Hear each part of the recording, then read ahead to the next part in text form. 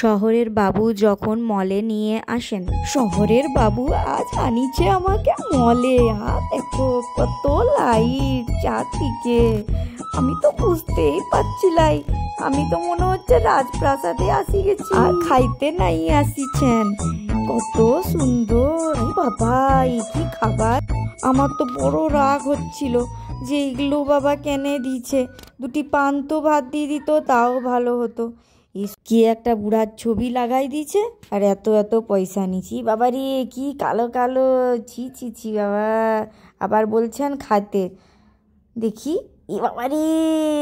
কিন্তু জায়গাটা এত সুন্দর ছিল আর বলবো। হ্যাঁ দেখো এত বড় বড় পাউরুটিগুলোর ভিতরে সবজি দিয়ে দিচ্ছে, তারপরে এত ভিতরে একটা করে চপ দিয়ে দিচ্ছে। মনে হয় যদি চপ মুড়িও দিত তাও ভালো হতো, লঙ্কা দি করি, তা না।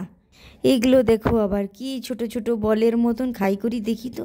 হ্যাঁ বাহ বাহ বাহ, এটা তো খুব সুন্দর লাগছে। এটা তো আমি পুরা প্যাকেটটাই খাইছি, আমাকে খুব ভালো লাগিছে এটা। সব বাবা খাই নিয়েছি, অনেক দাম। শহরের বাবু অনেকগুলো টাকা দিয়েছে, সব শেষ করতে তো সস্তায় কিছু নাই তো, টিপি টিপি করে দেখতে হবে। কেউ দেখছেনই তো বাবা লো।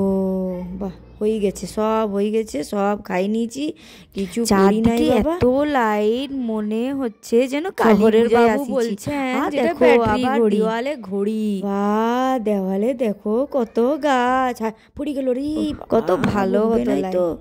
দুটা গাছ যদি ঘরে নিয়ে যেতাম, লাগাই দিতাম এরকম দেওয়ালে। কত ঠেলা মারছি, দরজাটা খুলছেই লাই কোনো মতে।